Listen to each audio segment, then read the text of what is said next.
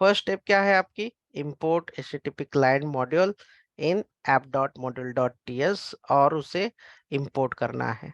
Second step है आपकी कि आप जनरेट कर लीजिए एक सर्विस और उसके अंदर आपको लिखना है एक फंक्शन, आप कोई भी नाम का। मैं अभी यहाँ पे गेट प्रोडक्ट्स कर रहा हूँ, गेट ऑल प्रोडक्ट्स, मुझे प्रोडक्ट चाहिए, वो वाली एपीआई इंपोर्ट करने वाला, वो कंज्यूम करने वाला, इसलिए मैंने वो फंक्शन का नाम दिया है। और यहाँ से मैं जितने भी प्रोडक्ट्स आ जाएंगे उसे मैं रिटर्न करने वाला हूँ। तो रिटर्न कर देते हैं यहाँ से। रिटर्न, क्या रिटर्न करना है मुझे, ये वाले प्रोडक्ट जो है ये मुझे रिटर्न करने हैं। तो मुझे उस एपीआई को कंज्यूम करना है। वो एपीआई को कंज्यूम करने के लिए आपको ये जो सर्विस है, जिस नाम की आपको सर्विस बनाई जाएगी, जैसे कि product dot service dot TS नाम की जो सर्विस है, इसके कंस्ट्रक्टर के अंदर आपको ऑब्जेक्ट क्रिएट करना पड़ेगा इस तरीके का। अगर आपने सर्विस पढ़ा है तो भी ठीक है, नहीं पढ़ा तो मैं बता दे रहा हूँ कि यहाँ पे आपको ऑब्जेक्ट क्रिएट करना होगा HTTP का। मैं लिख देता हूँ HTTP और HTTP क्लाइंट नाम का एक क्लास है बाय डिफॉल्ट एंगुलर के अंदर। ये बाय डिफॉल्ट क्लास है, आपको बनाने की जरूरत नहीं, बस उसका आपको ऑब्जेक्ट इस्तेमाल करना है। यहाँ पे आप उसे इस्तेमाल करोगे दिस डॉट HTTP और गेट फंक्शन है इसलिए यहाँ पे गेट फंक्शन होगा। That's it. अगर आप इतना भी करोगे तो दैट इज फाइन। ये है आपका सेकंड। इतना लिखने के बाद इसके अंदर आपको वो यूआरएल पास करनी है। यूआरएल पास कर दोगे, दैट्स इट, इसका काम हो चुका है। थर्ड स्टेप है कि आपको ये डेटा कहीं पे डिस्प्ले करना है। देखो, सर्विस जो है वो बैकएंड से डेटा लेके आ जाएगा। मैं आपको पेंट में एक बार इसका फ्लो समझा देता हूँ, आप इस फ्लो को ध्यान से देखिए और मुझे उसका जवाब दे देना एक एक करके। तो सबसे पहले जहाँ पे डेटा डिस्प्ले होता है, जो आउटपुट दिखाई देगा, उसे हम कहते हैं व्यू। क्या कहते हैं उसे हम? व्यू। व्यू। व्यू कहते हैं। उसे ही हम लोग कहते हैं टेम्पलेट। टेम्पलेट उसे ही हम कहेंगे HTML की फाइल। अगर मैं कभी व्यू कहूँ, टेम्पलेट कहूँ या HTML फाइल कहूँ, सेम होगा। ये व्यू में जो डेटा आता है या HTML में जो डेटा दिखता है, ये कहाँ से डेटा दिखता है? तो ये डेटा दिखेगा कंट्रोलर से। कहाँ से डेटा दिखाई देगा ये? Controller controller. से। कंट्रोलर को हम कहते हैं कंपोनेंट, उसे कहते हैं टीएस फाइल। पढ़ा है ना कंपोनेंट आप कैसे बनाते हैं? Yes sir. तीसरा जो होगा, ये कहाँ से आएगा? तीसरा तीसरा जो होगा ये होगा सर्विस। ये देखिए, सर्विस से डेटा आएगा। और सर्विस से कहाँ से डेटा आएगा? सर्विस में डेटा आएगा एक मॉड्यूल से जिसका नाम है HTTP क्लाइंट, इसके जरिए आने वाला है HTTP क्लाइंट। HTTP क्लाइंट, ये तो मानो ये पूरा का पूरा फ्रंट एंड वाली सिस्टम है। ये चारों भी जो आपको दिखाई दे रहे हैं, ये पूरा फ्रंट एंड वाला है। अब ये एक्चुअल ओरिजिनल जो डेटा आता है, ये डेटा आता है ये डेटा आता है बैकएंड से। बैकएंड से डेटा आता है, जैसे कि यहाँ पे होती है एक एपीआई,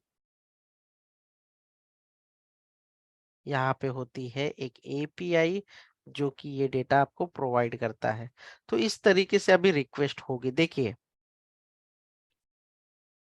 ये डेटा कैसे आ रहा है? ये एपीआई से डेटा सबसे पहले कहाँ पे आएगा? एपीआई का जो डेटा है ये कहाँ पे आएगा सबसे पहले? कहाँ? HTTP client. HTTP क्लाइंट से डेटा कहाँ पे आएगा? Service dot T. Service dot TS. Service dot TS का जो डेटा है वो कहाँ पे आएगा? कंट्रोल। कंपोनेंट। जी हाँ, बिल्कुल। Component controller TS same. उसके बाद यूजर को डेटा दिखने के लिए वो कहाँ पे दिखाया जाएगा? टेम्पलेट। टेम्पलेट, यानी कि आपका HTML या विव। इस तरीके से ये फ्लो होगा। अगर आप डेटा फॉर्म से डेटा सेव भी कर रहे हो तो फॉर्म कौन से फाइल पे बनाते हैं? फॉर्म फॉर्म कौन से फाइल पे बनाते हैं? HTML HTML। HTML HTML5। यानी कि जब डेटा जाएगा तो कैसे डेटा सेव होगा?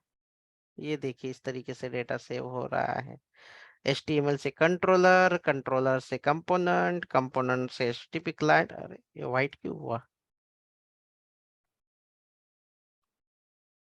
और फाइनली API द्वारा, ये जो API होगी सेव की API, ये API के बारे में आपको ज्यादा सोचने की जरूरत नहीं है, क्योंकि वो बैकएंड डेवलपर का काम है। ये वाली सेव की API है। That's it. तो क्या आप लोगों को ये फ्लो समझ में आया है? yes yes sir sir yes sir that's great. तो चलिए, मैंने अभी यहाँ पे कॉन्फ़िगर किया है, एक नया प्रोजेक्ट आपके सामने कॉन्फ़िगर कर रहा हूं मैं अभी, और सारी चीजें शुरुआत से करेंगे।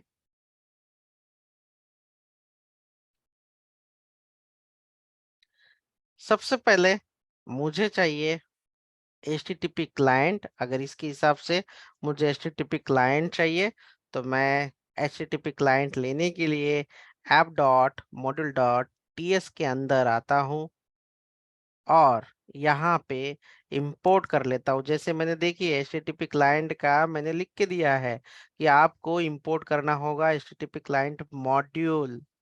तो मैं यहाँ पे app.module.ts पे इंपोर्ट कर देता हूँ। Import import HTTP client module. और ये कहाँ से लिया जाएगा? फ्रॉम उसका जो भी फाइल का पाथ है या जो भी मॉड्यूल का पाथ है, तो ये एंगुलर के अंदर और रहेगा। मॉड्यूल की स्पेलिंग ओके, इसके अंदर एंगुलर।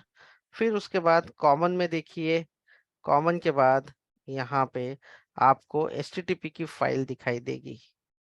ठीक है। ये इसके बाद ये जो क्लास है, यहाँ पे आपने जो लिखा है, या आप इंपोर्ट्स के अंदर यहाँ पे इस्तेमाल करोगे।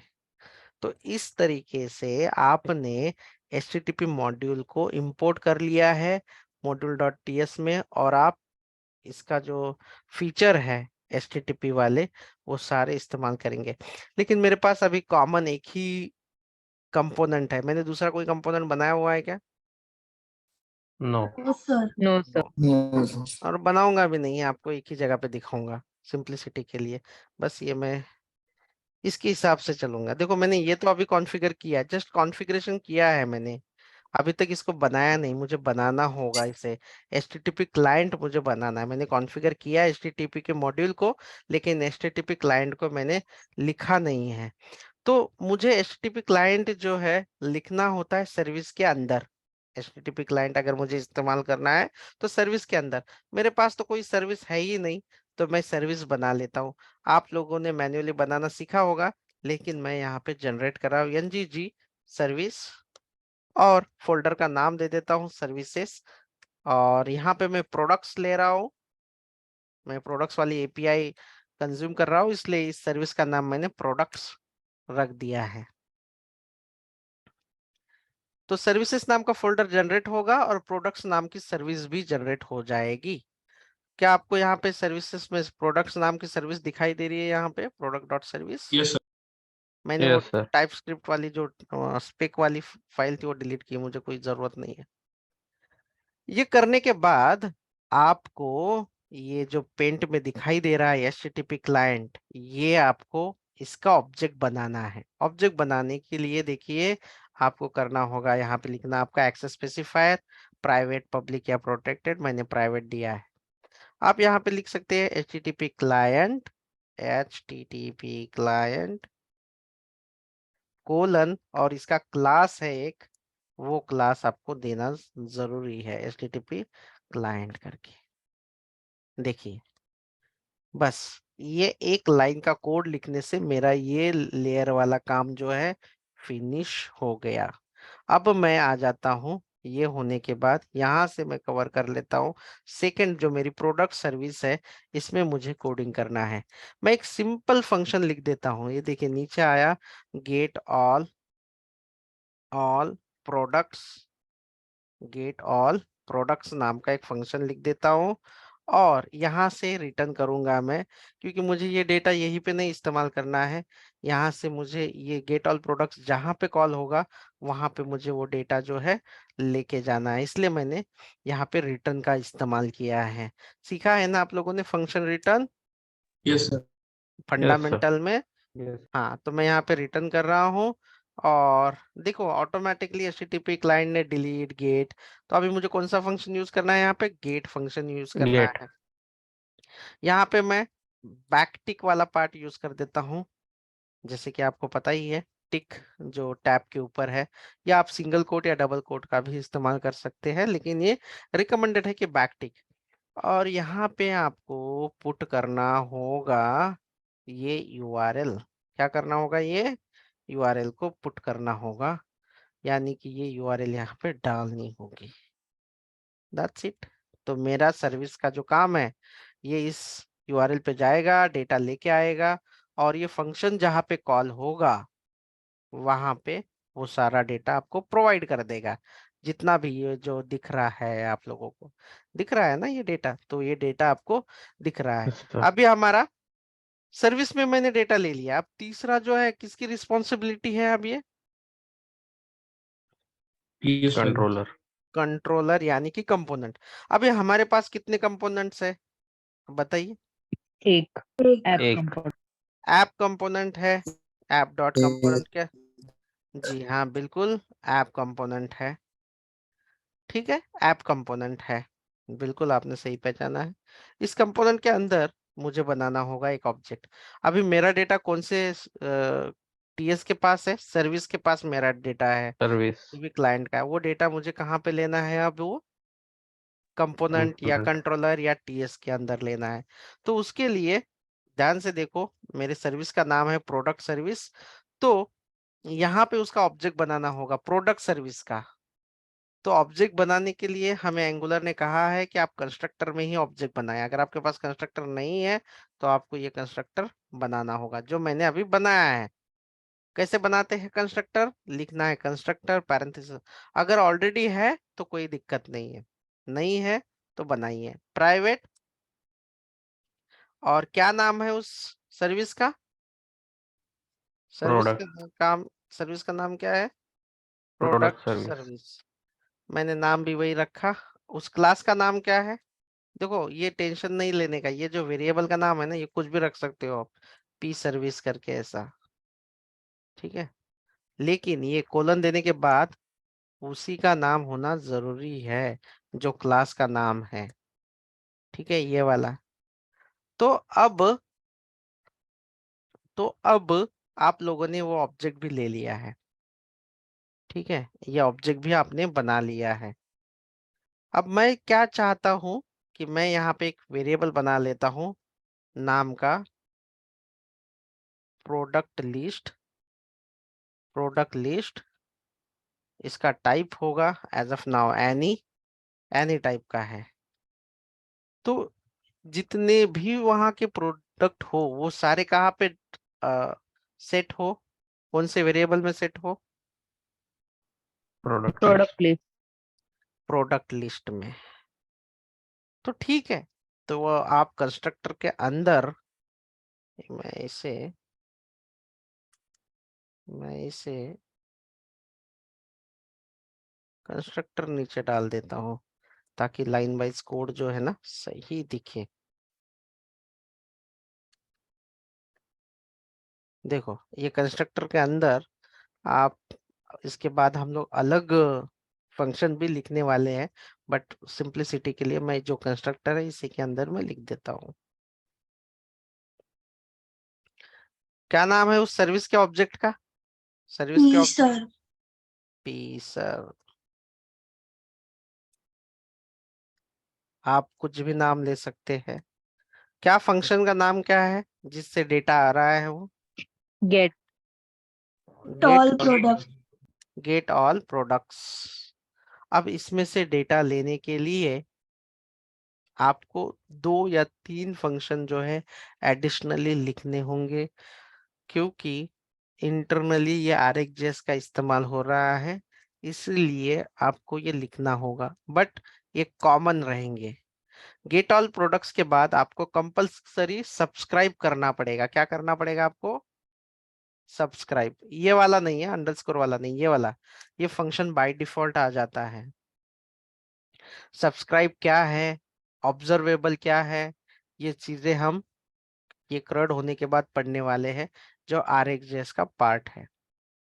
ये फंक्शन जो लिया है गेट ऑल प्रोडक्ट्स, आप डॉट सब्सक्राइब कर लीजिए और एरो फंक्शन लिखना है, फैट एरो।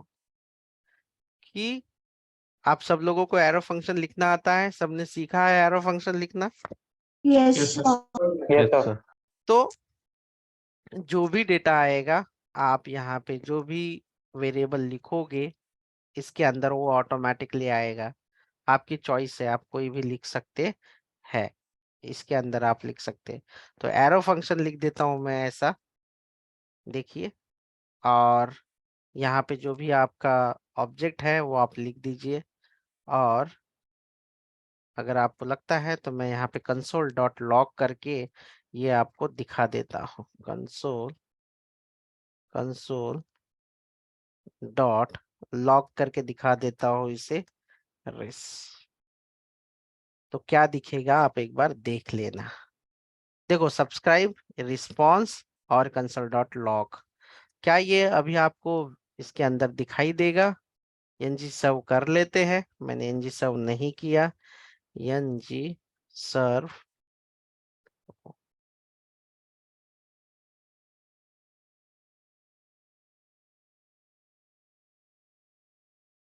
ये कुछ समय लेगा कंपाइलिंग के लिए।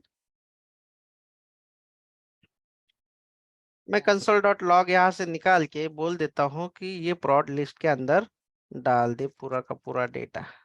इसे करते हैं सेव। मेरा जो ये बाय डिफॉल्ट जो पैरामीटर लोगे सब्सक्राइब करने के बाद सारा डेटा रिस्पॉन्स के अंदर आएगा। और रिस्पॉन्स का डेटा हमने कहाँ पे डाला हुआ है? कहाँ पे डाला है? प्रोड लिस्ट, जो कि मैंने ग्लोबली किया है। क्या किया है मैंने? ग्लोबली वेरिएबल डिक्लेयर किया है। ठीक है। तो अब फाइनल स्टेप जो है, पेंट के हिसाब से आपका डेटा कंट्रोलर तक आया है। अब वो डेटा मैंने कंट्रोलर के प्रोड लिस्ट वेरिएबल में भी डाला है। अब फाइनली वो मुझे कहाँ पे प्रिंट करना है? कहाँ पे HTML. दिखाना है? HTML. HTML में दिखाना है। मेरा सारा जो डेटा है,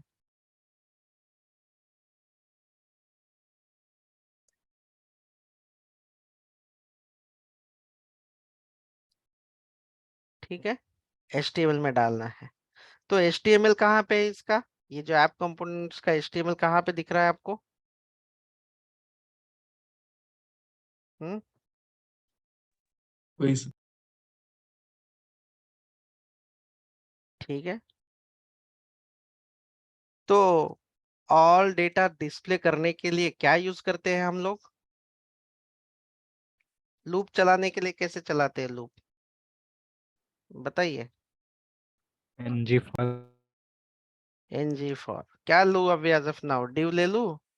चलो डिव ले लेते हैं। क्या बोल रहे हैं? NG फॉर क्या लेना होता है? लेट। और ये प्रोडक्ट है इसलिए मैं प्रोड ऑफ क्या डेटा है इसका? वेरिएबल जो डेटा कंट्रोलर में जो डेटा आया है उसका वेरिएबल का नाम क्या है? Prod list.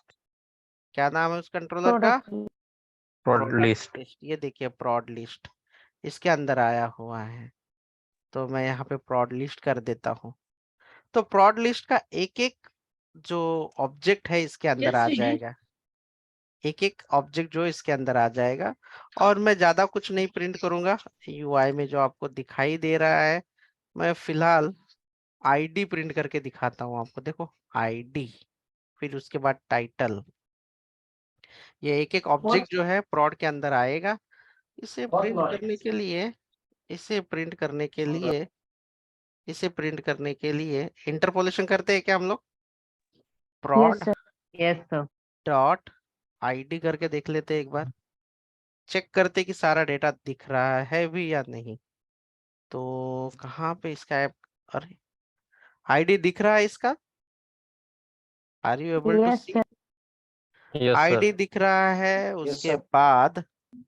उसके बाद और इंटरपोलेशन करके prod डॉट, क्या नाम है उस की का, जो टाइटल क्या नाम है इस की का, ये देखिए उस एपीआई में आपके पास है, जो कि टाइटल है। Title. टाइटल दिखा Title. देते हैं। चलिए देखिए टाइटल, इसे करते हैं सेव। तो आप एक बार आउटपुट में देखिए आपके एंगुलर के कि कैसे दिख रहा है आपको। Yes, sir. Yes, sir. फिर उसके बाद क्या डेटा है, प्राइस। तो आप यहाँ पे, मैं जस्ट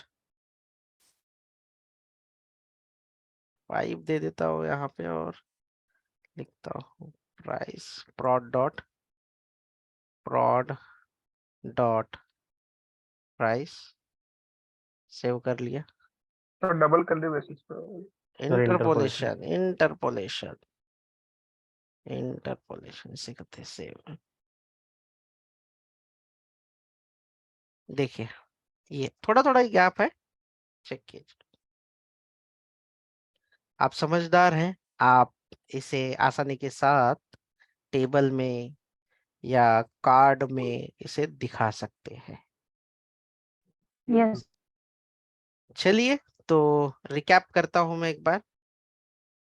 सबसे पहले मुझे ऐप मॉड्यूल डॉट टीएस में ये मॉड्यूल को इंपोर्ट करना है इस तरीके से, जो कि एंगुलर कॉमन एचटीटीपी से आ जाएगा।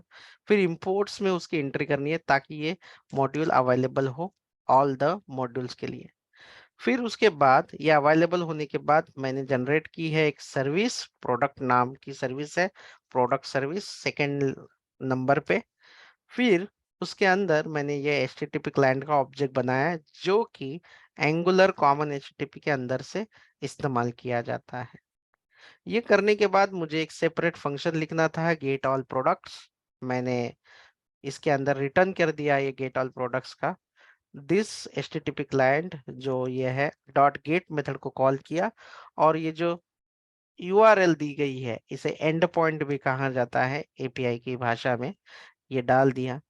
और ये जो प्रोडक्ट सर्विस है, मैंने इस कंपोनेंट के अंदर या कंट्रोलर के अंदर मुझे उसका फंक्शन यूज करना है, तो मुझे यहाँ पे उसका ऑब्जेक्ट बनाना होगा।